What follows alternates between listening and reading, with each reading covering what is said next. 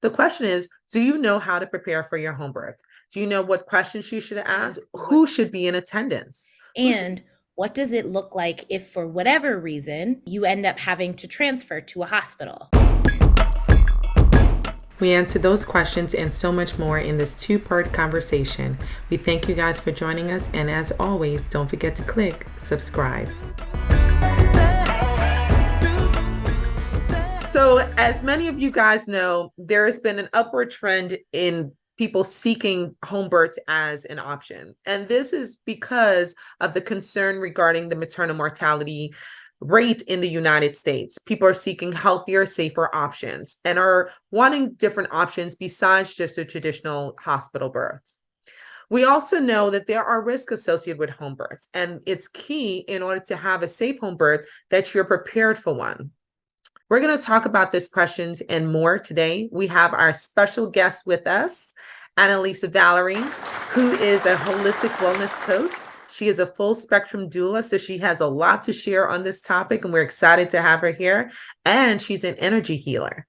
AnneLisa, we are so excited to have you here. Listen, when this topic came to mind, your name came to mind for the obvious reasons. Right. And I am just so excited to hear what you have to say. So first, let's get some insight as to what you're seeing on the ground, because you're literally on the ground when it comes to home births.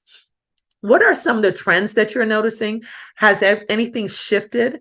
And where do you see home birth going? I'm going to speak in the context of women in general and then women of color, including Black women.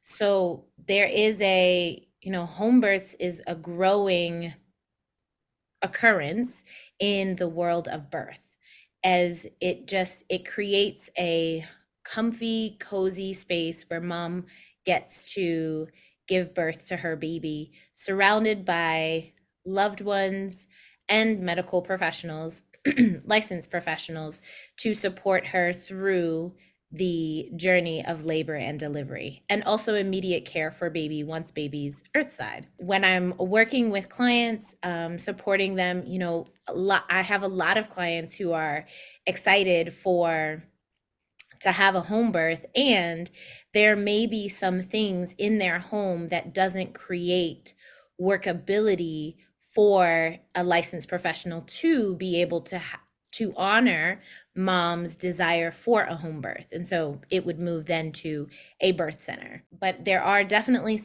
lots of questions, lots of conversations, lots of things to discuss, not only with your medical professional team, but also your partner, those who live in the house.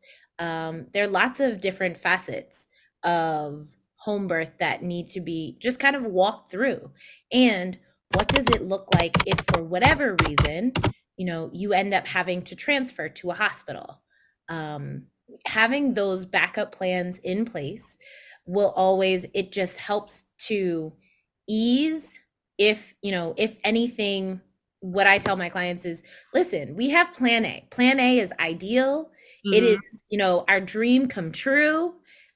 I'm here for that. And I'm also a fan of doing, if this happens, then we have plan B. If this happens, then we have plan C. And if this happens, we have plan D. And we make as many alternatives and adjustments so that we've actually talked through anything that could come up. And I wouldn't say anything. I'm specific in that I typically want to address, like, what the alternative plans that we create is to address either partner's fear about the labor and delivery process, so that we have that worked out, and anything else we can totally deal with. So why is it important to have or to be open-minded that things may not necessarily go according to plan? In a home birth, there are many things to be watching for. So I am not a midwife. I am a full spectrum doula, and midwives are accountable for the health and the livelihood of mom and baby through the birthing process. And so there are many things to look for, things to address to ensure that mom is well and to ensure that baby is well. The perspective or the vigilance over those things is very active, and it's very quick. Mhm. It doesn't take any time at all for things to go left or Right. in a direction other than desired. Exactly. And that's so very true. And I think sometimes the unplanned experiences can sometimes in of themselves, if they're not thought of as a possibility, because sometimes be a little traumatizing. And then there's a sudden decision that shifts things in a complete opposite direction.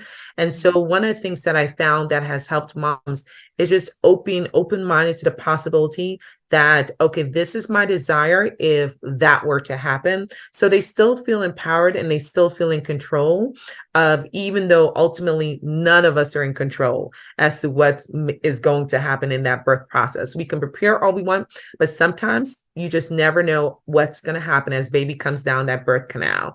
And so on our passageway. And so it's really important, I think, to take away some of the when things shift by already having the opportunity to think about it as a possibility. And it's hard to plan for everything, but I think if you kind of have a full spectrum as to all the major things that may happen, I think that definitely helps. One of the key people in the room, and we'll get to the midwife in a second, we'll get to a full spectrum doula and what that means also, is the birthing partner. Automatically, some people will say, well, I guess it has to be my partner, or it has to be this person, or it has to be my mom. What should people think about, and what are the things that you would advise in terms of someone who is going to be that birthing partner? Because a lot of times people kind of feel like, I don't really know what my role is, and there's no preparation for the birthing partner, even though the mom has spent all this time preparing for childbirth. The birthing partner just kind of shows up and it's like, what do you want me to do? And that's across the spectrum. So what would you advise as people start to think about their birthing partner, and what should that birthing partner also be thinking about? So there are a few things. One, birthing partners should really assess their capacity. Assess their capacity because there are lots of fluids. It's a lot of blood. It's a lot of different things. And so I'm, as a healthcare professional, I'm very aware of that. And I want to be able to honor wherever the partner may be.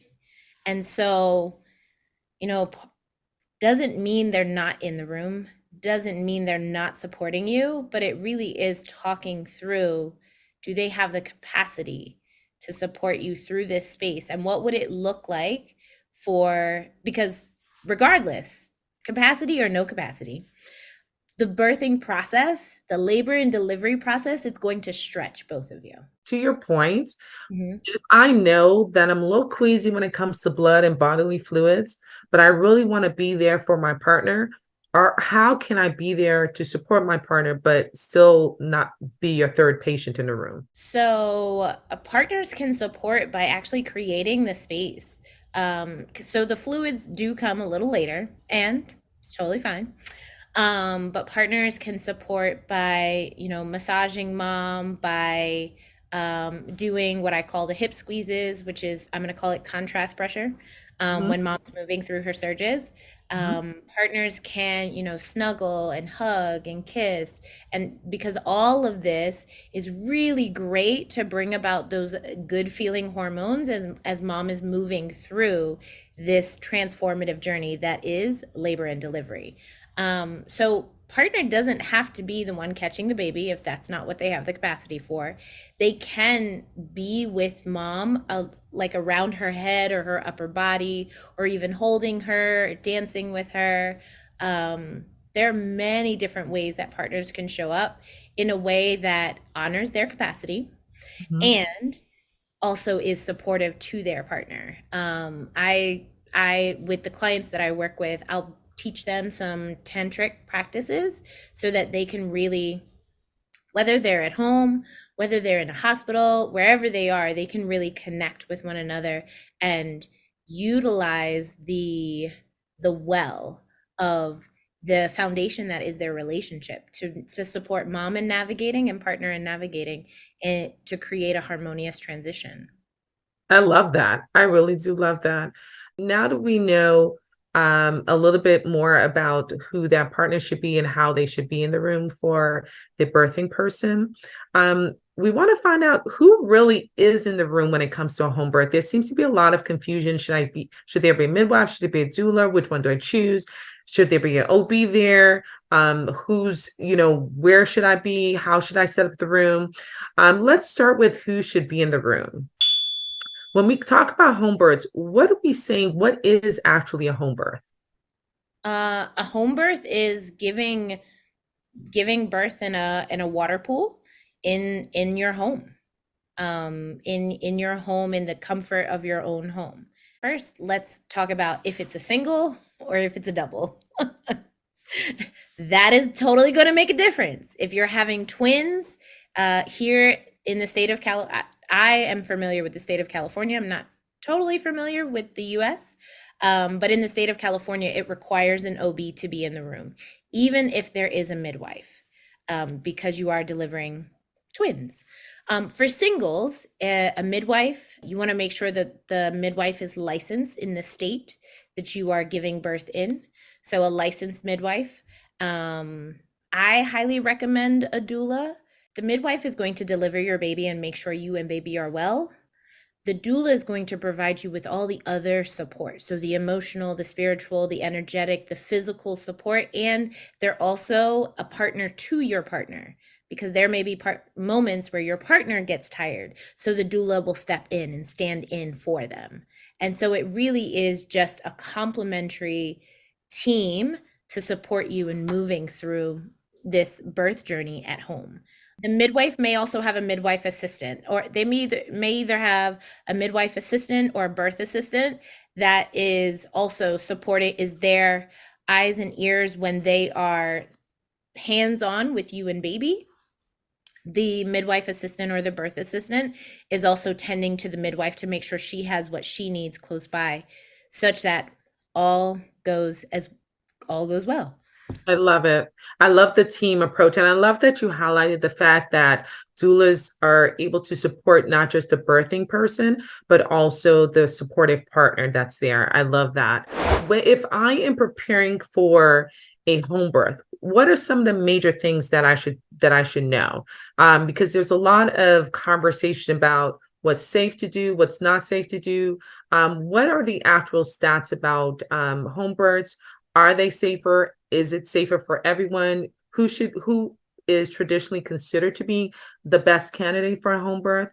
What are your thoughts about that? Generally, it's just for home birth is for a well mom, a healthy mom, with minimal to no contraindications or anything else that would need to be managed in a hospital.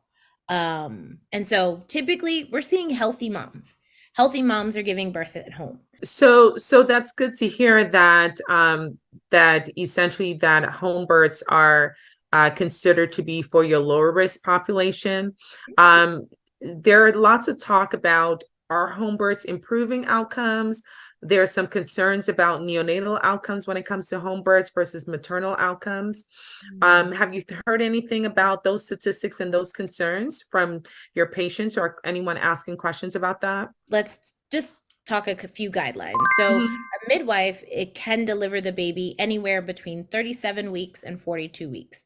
A midwife has all the skills, all the knowledge to deliver a baby and make sure mom and baby are well, even through the postpartum period, that all is well and healthy with both mom and baby.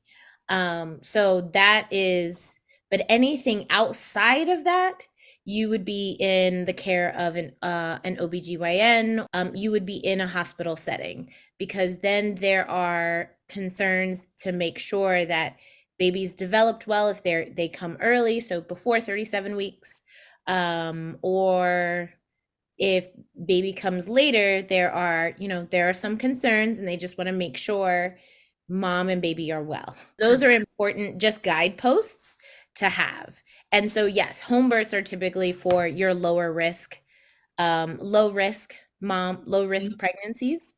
Um, and it really depends on the skill set of your midwife. And again, it's your team. On your team, you may have an OB who you see, and then you have the midwife who you may also see. And so really just being in communication with your team. Are there anything in particular I should ask my doula or I should ask my midwives to make sure that they're the right individuals for me? You want to ensure that your midwife is aligned with your values. So what I've experienced in the midwives that I've worked with, they're gonna ask you about, literally a midwife will look at your birth plan and be like, oh, okay, these are all the things. And it's not, if you want vaccines or you don't, or you decline vaccines, like, it's not a big deal. It really is a space where you get to choose what's best for your family, and those choices get to be honored.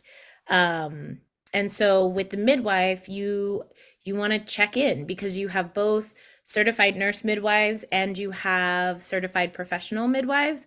And so you want to ask questions that have them share about their experience in out of hospital birth setting, because it's very distinct. Being in a hospital, I use this term loosely, but it does apply. In a hospital, you can get spoiled because everything is readily available to you. It's at your fingertips. All you need to do is call for it.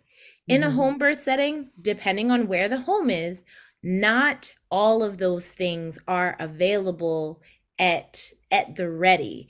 There is, you do have, you have your, each midwife has their, I'm going to call it crash cart, that they have for all the things that they may need for any emergencies that they may need to handle. And there's also a level of, okay, what do I need? How can I create this? And being creative on the fly to fulfill anything that may be missing, maybe wanted or needed during the labor and delivery process, and then immediately postpartum.